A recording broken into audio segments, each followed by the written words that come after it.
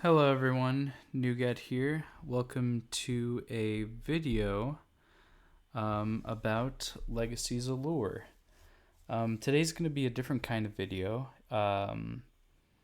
Normally I post videos on games, like games I play, and then I record the games and then I post them. And I do that basically to kind of have some sort of bookkeeping for games that I've played, and if there's any like plays I made or lessons I learned in the games, I can kind of archive those. And at the same time I can also um, advertise the game a little bit, and kind of do a little bit of advertising for the channel as well as for this game.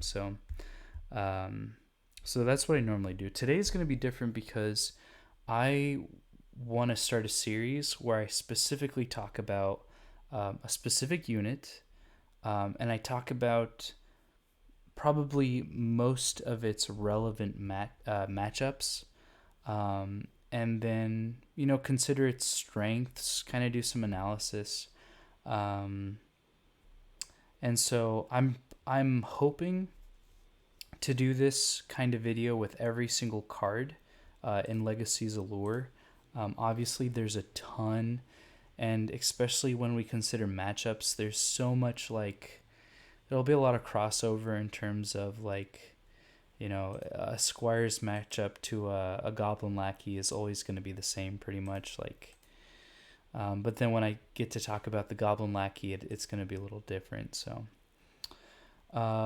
okay, so that's basically the premise of what I'm trying to do. Um, I will give a little bit of background as far as my experience. So, I'm currently in Legacy's Allure. I'm experienced in playing a pretty much solo Angard or Aaron Guard. Um, and Squire is a unit that's been in pretty much all of my lists. I've been able to draft him. I've been able to kind of play around him, kind of learn some tricks with Squire. A lot having to do with some positional play. Um, so I have a little bit of experience with the Squire, and because of that, I know a little bit about his matchups and some of the tricks he's able to do. And we'll go into that. So basically, what I wanted to do to start off is basically go over the unit itself. So just starting from the top, Squire, we have its portrait here. It's 2 gold. It's got 2 power, 3 movement, and 2 health. And it's also got allied pathing. And in case you didn't know what allied pathing is, it means that this unit can move through allied units. So that has some benefits. Allied pathing lets you, when you're in the middle of the draft, it lets you draft towards the back, and that you can move forward on your turn and move through your units and not have to worry about being blocked in by your units. So that's an advantage that Squire has. Another huge advantage that Squire has is it's 2 gold, and currently, I guess technically in any format, anywhere you can get some sort of actions in for a low cost is going to be very beneficial. Especially if you're trying to go for some bigger units. If you're trying to afford like maybe 2 Ultra Knights, then that's going to be what? That's going to be 30 gold out of your 80. And so you're going to need the rest of your list to be filled up. So for 2 gold, an action for 2 gold is 100% fine. You can take this guy and use him as like an action generator if you don't think that he can do anything. Alternatively, a lot of his strength, in my opinion, actually comes from his maneuverability. The fact that he has 3 movement makes him as fast as a knight. You can give him +1 movement with Tactician and make him even faster. And obviously, the power is not that far off than what a knight has. It has 2 power while a knight has 3. So technically, technically you've got a very threatening unit, in the sense of its power is very strong, and then also the fact that it has 2 health is pretty solid as well. It lets you kind of stay alive against a lot of things. Okay, so those are some basic thoughts about the Squire. Now let's go ahead and go over some specific matchups, and I'm gonna try to do this quickly, since there are a lot of them. So the matchups that I chose are pretty much matchups that are close in terms of gold value. They're interactions that you're going to typically see in a game where you have a Squire versus a Gath list or a Sylvan list, or even an Aaron Guard list. These are going to be interactions that you see pretty commonly, I would say. And so I'll go over them now. So one of them is Goblin Bombardier. Basically, Goblin Bombardier lets you blow up the Bombardier after you move it, or you can just blow it up right away. It's a combinable action, and you deal 2 magic damage to a target adjacent. And it's only 2 gold to do this, and the Squire is 2 gold. So if a Bombardier were to charge or to blow itself up into a Squire, it would be an even trade, and for the most part you'd be happy with it. Next is Goblin Lackey. Goblin Lackey is a charging unit that has 2 power. It's got 2 movement, which makes it a little less threatening, because Goblin Lackey has to be pretty far up, I would say, in order to start threatening things. However, both Goblin Lackey and Goblin Bombardier have that allied pathing keyword, which makes it pretty threatening, because it can be behind some pretty strong units, but still have a lot of influence on things that are going on potentially 3 hexes away from those units. Collar Hound. This is a match, or this is something I wanted to bring up because it's also at 2 gold. You're pretty much used to seeing a Collar Hound. It's probably going to be on the board to try to find a priest, especially since it has pathing and charging. One thing that I wanted to mention was that if a Collar Hound tries to charge a Squire, the Squire will win because it has 2 health. Collar Hound has 1 power, and so it'll only do 1 damage, and so the Squire will be living with 1 health. The disadvantage, and I'll kind of briefly mention kind of some advantages for having a Squire, and I'll talk about it more once we get to the actual board.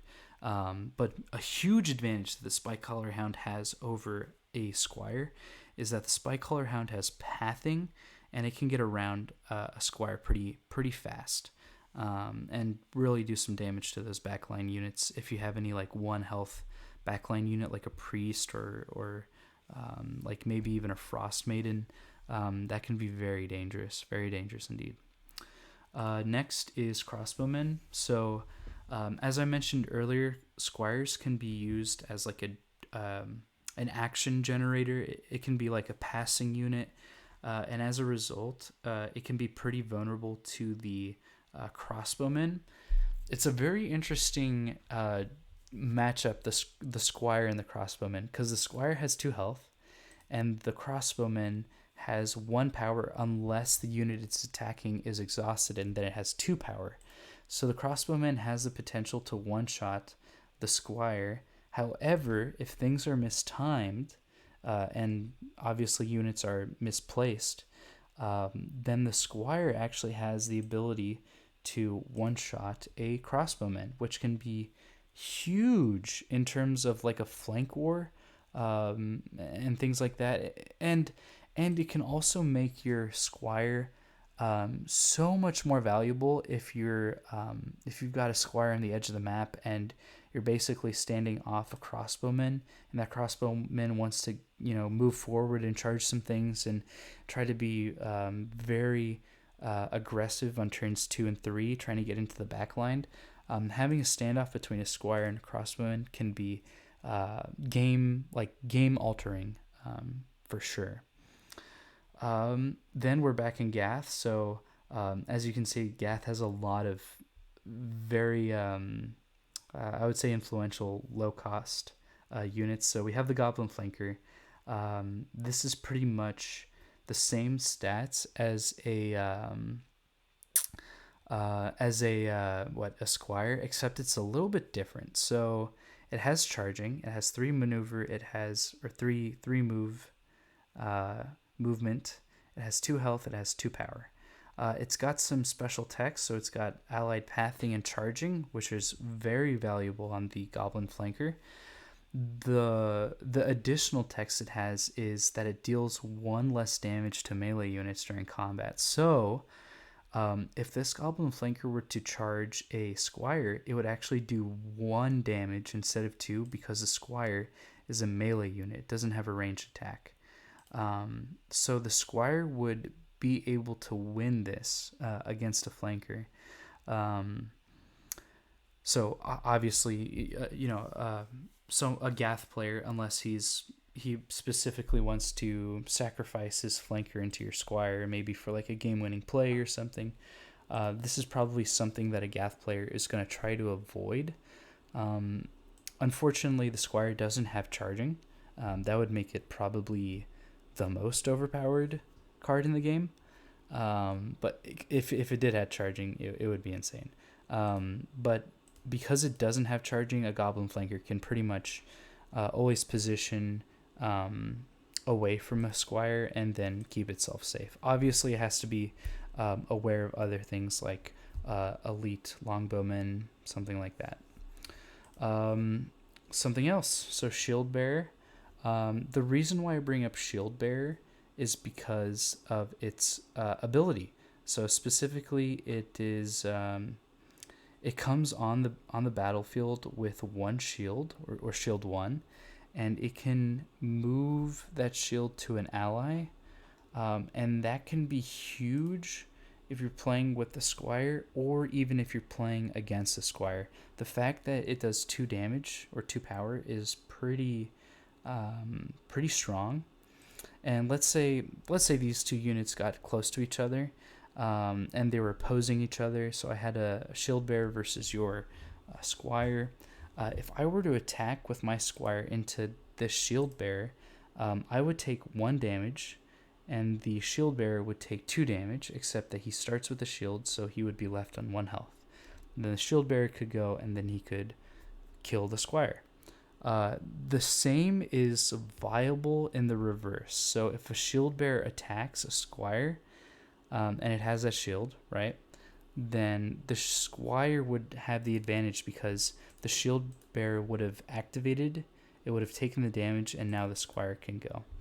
Otherwise, a Shield Bearer pretty much can't do anything against a Squire. A Shield Bearer is pretty strong in its own regard for other reasons, specifically the fact that it can give shield 1 to any unit within 3 of it, can be so important when you go up against certain units. Okay, Shield Bearer, fantastic unit. Tactician is also a fantastic unit in terms of the fact that it lets the Squire get +1 movement, +1 power. What else does Tactician do? It also gives pathing. Maybe there's something that, like an enemy unit you need to move through. That can be very strong. So Tactician is a fantastic unit in the Erengard faction, Erengard Kingdom. It lets these units improve their value and thus improve their value to gold ratio, basically. So, if you're ever in a situation where you have like,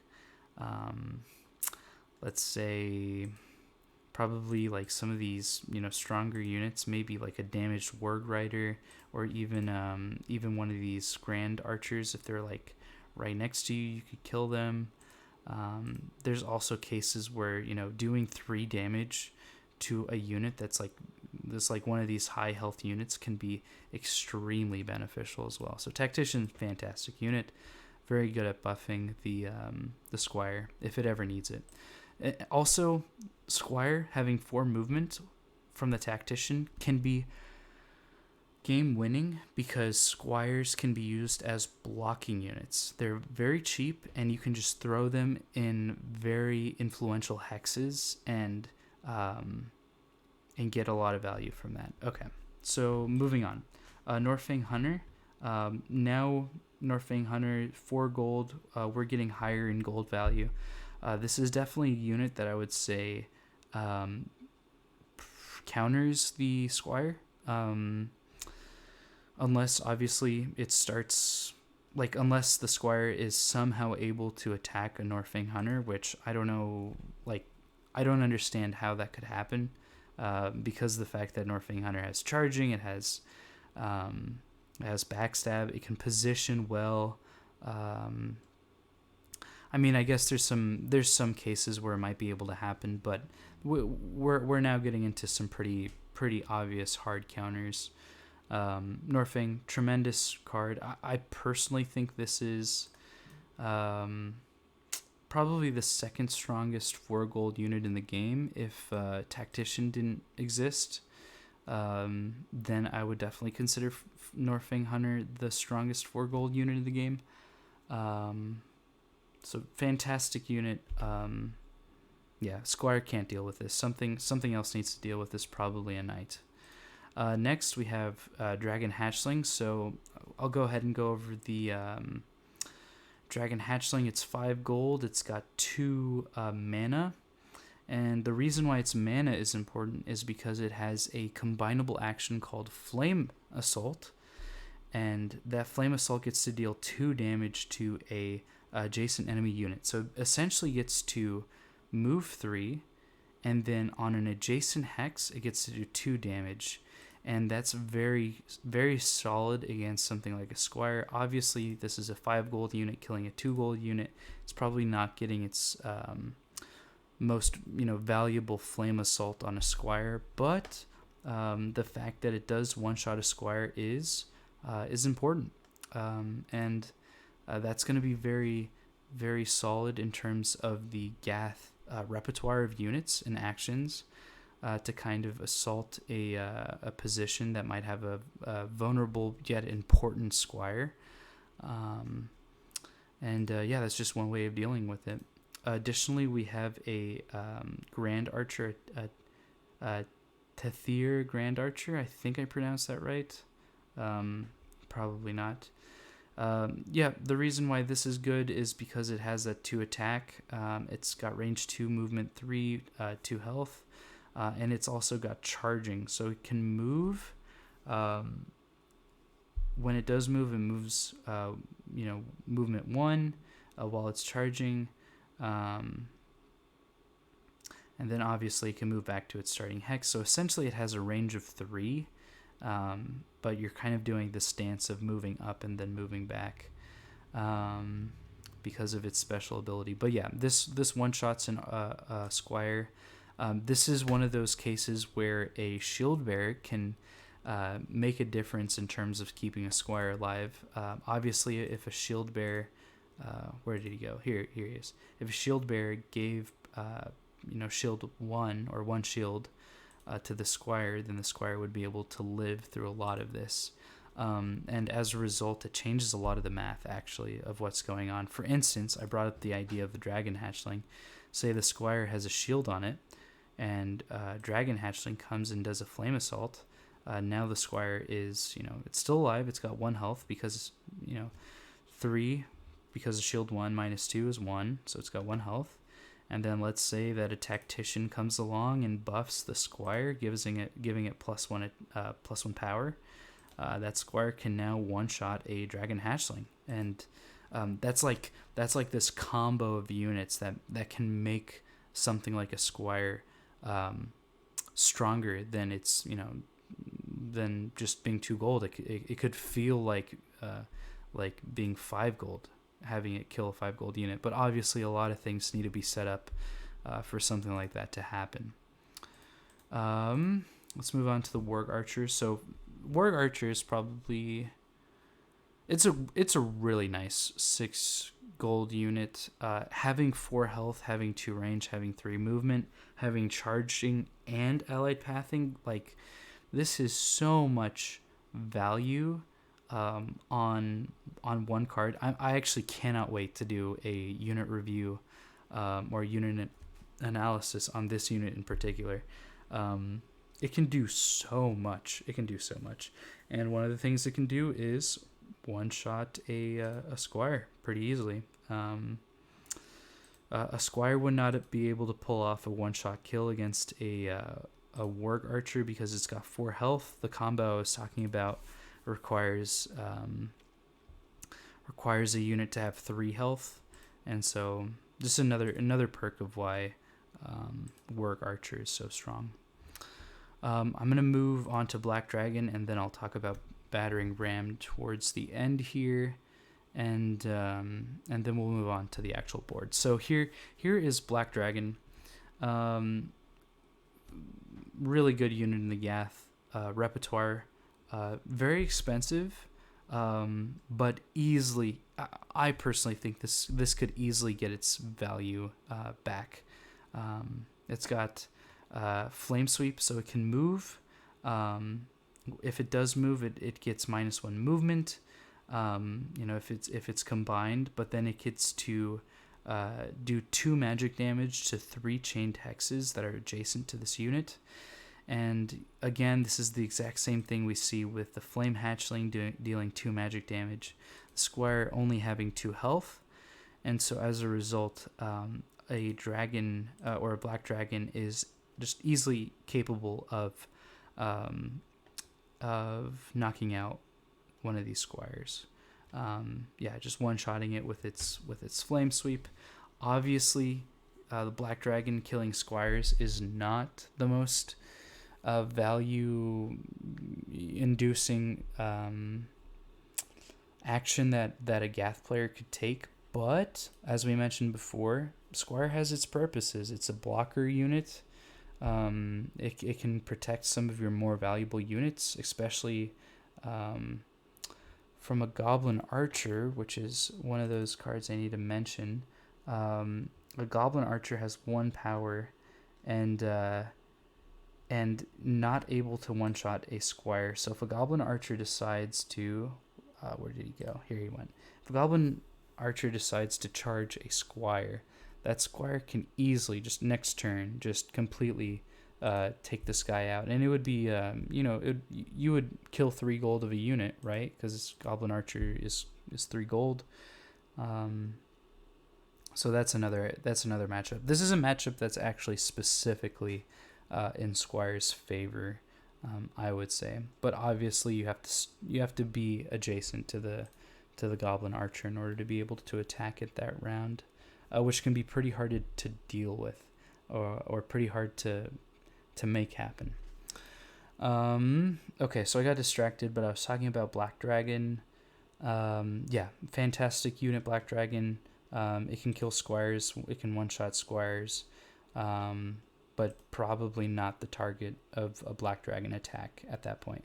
I will say this, and I mentioned it before, if a Squire is able to do 3 damage to a Black Dragon, that is pretty good. That's like a Squire lifting, like, it helps so much, because imagine a situation where a Squire does 3 gold to a Black Dragon, and now or 3 damage to a Black Dragon, and now an elite archer, an elite bowman, is able to do 2 additional damage to a dragon, and then say there's an Ultra Knight on the field, dealing that last 5 damage to a Black Dragon. You've killed a Black Dragon, and that's because of the 3 damage that you're able to do with the Squire plus Tactician, if you're able to set it up. Additionally, we have Battering Ram, so there's a specific interaction that's kind of funny with a Battering Ram, but once it was discovered, it kind of made the Battering Ram Squire combo very influential, very strong, and you have to be aware of it if you're going to be on the battlefield playing against a battering ram list. So battering ram has this special ability called ram. It does 5 physical damage to a target adjacent unit, and it pushes it back, and all chained units behind it are pushed back 1 hex. And then obviously battering ram may move into the unit's hex where it started. It also specifically says that pushing is prevented only if the first unit in the chain has spellproof.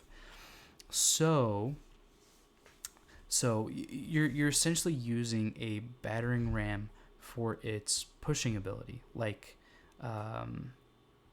you can set up a situation where you can move a squire in front of a battering ram. You're just exhausted in front of your unexhausted battering ram, and now all of a sudden you have like 2 units chained together. Let's say you have you have this battering ram, then you have this squire that's right adjacent to the battering ram, and then on the other side of the squire, but in a straight line to the battering ram, you have a black dragon, and somehow that black dragon is on the edge of the board, edge of the battlefield. You can ram a squire, dealing 5 damage to it, killing it pretty much immediately, but everything behind that squire gets pushed back as long as it's chained behind that squire. So that's a very strong interaction that can occur. All right, let's go ahead and move over to the battlefield. So this is kind of where I wanted to actually physically show a lot of these interactions. So first of all, we're just going to start with the Goblin Bombardier. Obviously, it can move 2 and then blow up anything that's adjacent to it. This is a classic situation where a squire would take 2 damage from a Goblin Bombardier, sacrificing itself and then killing the squire. And then Goblin Lackey. So something that Goblin Lackey is able to do is on round 1, he can move up to, let's say he moves up to, what hex is this? This is, I think this is I4. And then next turn, because it has movement 2, it can charge a squire. It threatens it. Obviously, a squire can move to like I5 here, and then just whoever starts next turn first could win the interaction between these 2 units, and then obviously that's that interaction. Collar Hound, able to move 3. So there's a possibility where Collar Hound can be on one of these hexes, and starting to threaten this Tactician. In this case, there's not much a squire can do against that, because a Collar Hound has pathing, so you can go 1, 2, 3 and totally ignore the hex that the squire is located in, and just kill this Tactician for free, essentially. The good thing is that the squire would immediately be able to kill the Collar Hound, but it's obviously not very great. In terms of this situation, what happens is maybe your opponent activates the Collar Hound, putting it here, threatening units. You can move up your squire and threaten to deal with that. All right, so that's that interaction specifically towards the squire. Warg Archer. So this is one of the reasons why I'm so excited to do a unit review on the Warg Archer, is because you can put Warg Archers on these frontline hexes that aren't necessarily the fangs. You got your fangs, you got your you got your pockets. I believe these are called pockets. Personally, I like these things to be called as pockets. I think these are called backline hexes. These are called deep backline hexes. It makes sense that these are called pockets because they definitely feel like pockets between your fangs. So Warg Archer, fantastic unit, because on turn 1, if you're the attacker, you get to go first. You can move up your Warg Archer and essentially one-shot one of these units that are either in the fangs or even the pocket that it's immediately adjacent to, and that can do a lot of damage. So there's a lot of stuff here. Obviously, at this point, Warg Archer is 6 gold. it definitely hard counters a Squire. Obviously, a Squire is not supposed to be that strong, but interactions can exist. For example, I want to spawn one Squire. Let's see if I can do it. Okay, I might have to do this a couple times actually. So let's say that this Warg Archer is here, and this is like a campaign battle, and this Tactician and this Warg Archer are mortal foes since the beginning of time or whatever, and the objective of this Warg Archer is to kill this Tactician this turn. Well, now it can't because you know it has to charge something, and the only things that are available to charge are these Squires, because they're blocking this Warg Archer from being able to attack this Tactician.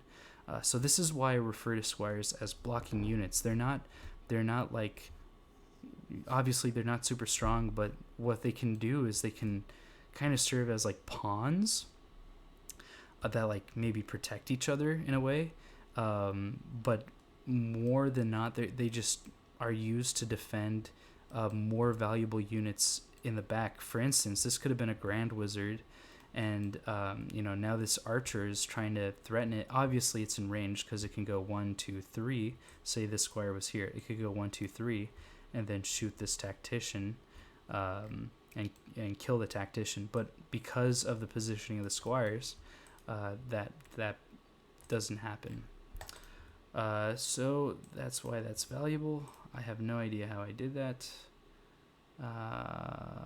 Please come back to me. Sorry, guys. There. Back to the clicker. No idea how I think I double tapped it or I held it too long.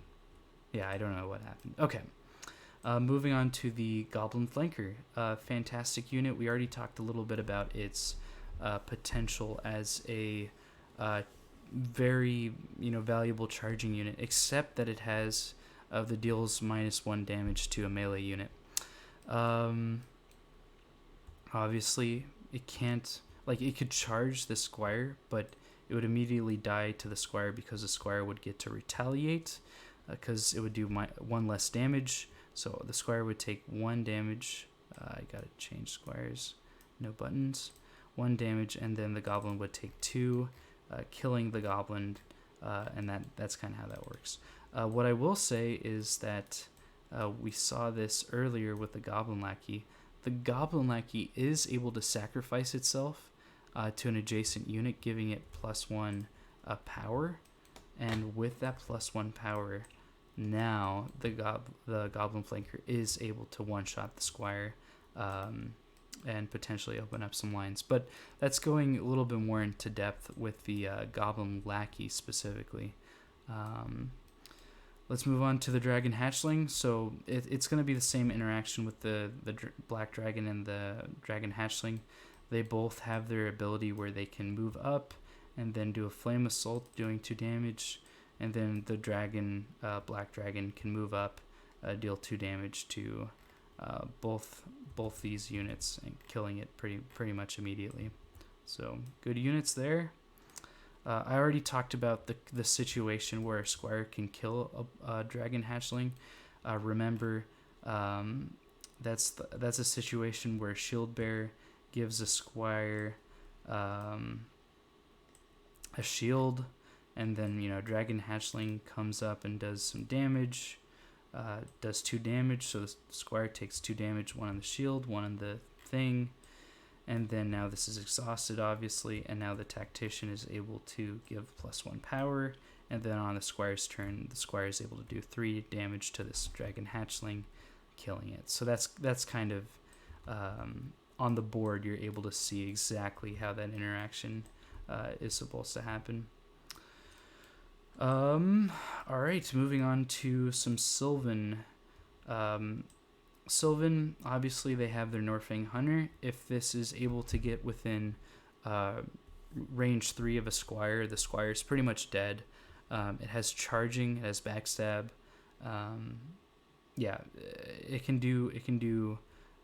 It pretty much can do whatever it wants to the Squire. as long as they don't start next to each other, because obviously it's going to be vulnerable to a squire attacking a Norfang hunter, so that's a situation you want to avoid. But obviously, if the Norfang hunter goes first, it's able to charge, killing a squire pretty immediately. And then we also saw the Grand Archer. So this thing is able to move up 1, attack something in range 2. So let's say it started here. It's able to move up 1, attack something in range 2, dealing 2 damage, killing a squire, and then it's able to move back. I would say this is probably not a unit you're going to see too often, just because of how far up it needs to be in order to take advantage of its range, I guess.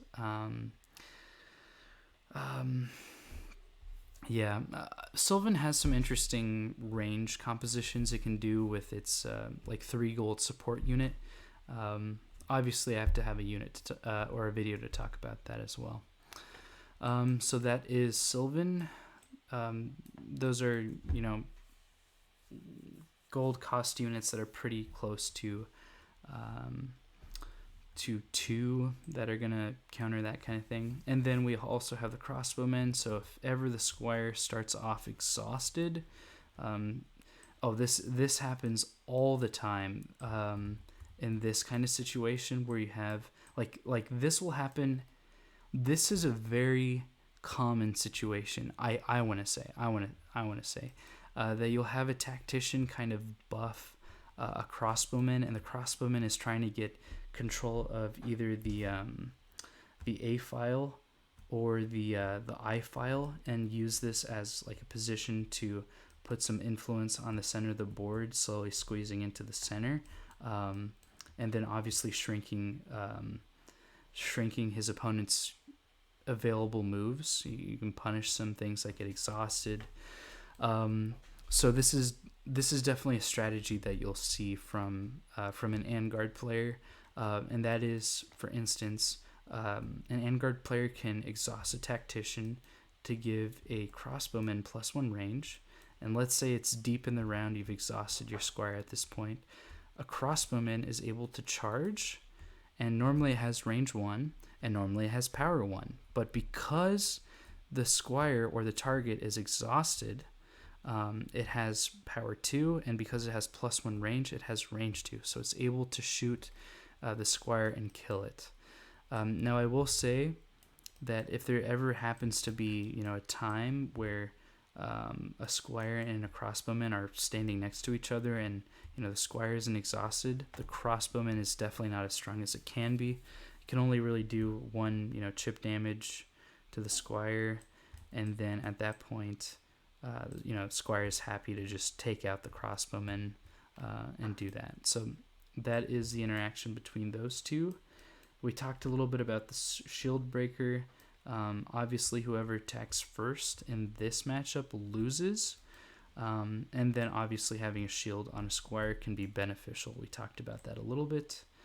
And then lastly, the battering ram. So if there ever happens to be a situation where, where like I want to find the black dragon now. So I'm gonna set up the situation I talked about earlier. So let's say it's round 3. You've got a black dragon that came here and like maybe killed some knights, and you've got this you got the Squire over here, and let's say this is the board state, right? What you're able to do with the Squire is you're able to move it 1, 2, 3, or 1, 2, 3, or even 1, 2, 3, because it has that allied pathing. Let's say we do it like that to take advantage of the allied pathing, and then on a subsequent turn, you're able to use the battering ram to ram your own Squire, which you're able to do, obviously killing it, but then at the same time you push this black dragon and you push it off the map, which kills the black dragon. So that's that interaction. All right. Probably a more realistic situation you're gonna see is maybe something like this, where or even like this, right? where somehow there's this chain of units, and it's round one, and your Gath player is just thinking super aggressively and hasn't moved these units in the back here, and you're able to kind of like punish that with a move like this. That being like, if he doesn't move his Goblin Lackey on the next turn, or his Black Dragon on the next turn, it's probably going to die because it can ram, killing this, knocking these guys back. Like, that's how that works. Okay, lastly, I will say this, and this is, we're done with the unit analysis, we're done with the matchups at this point. What I will say now is the Apprentice Wizard messes with all of the math. The fact that you're able to force your opponent to do -1 power or to do -1 damage messes with a lot of the math. So now if for instance a Apprentice Wizard is able to diminish something like specifically a Warg Archer, which here it is, or even like a Norfing Hunter, actually that's a good point. Now all of a sudden your Squires are safe. Like they are absolutely safe. Like, what are they gonna do if a Norfing Hunter tries to charge this? It's obviously it has backstab, so it's not going to take any retaliation, but it only is going to do 1 damage because of the diminish from the Apprentice Wizard. And then on the following subsequent turn, your 2 gold unit can take out a 4 gold unit, which is pretty solid. Likewise with the situation, only doing 1 damage to this Squire here. And then on a subsequent turn, maybe this can try to trade into that. So Apprentice Wizard and Shield Bearer, fantastic for changing the math of specific situations. And that one, that -1 power can be so huge when you're trying to keep your units alive, when you're trying to keep your gold up, and you're trying to make valuable trades. Okay, yeah, I think I got through everything I wanted to go through with the Squire. It's a very hard unit to review because of the fact it's 2 gold, and there's so many there's so many matchups I had to do. There's obviously way more matchups. Like, I haven't even gone over a knight charging like a Squire and what that could mean for other situations. But I think I went over most of the situations that really matter, that really count in terms of Squire versus the world, basically. All right, guys, thank you for watching. I hope you guys enjoyed this analysis, this kind of breakdown of the Squire. Let me know what you think in the comments, and I'll see you guys in the next video.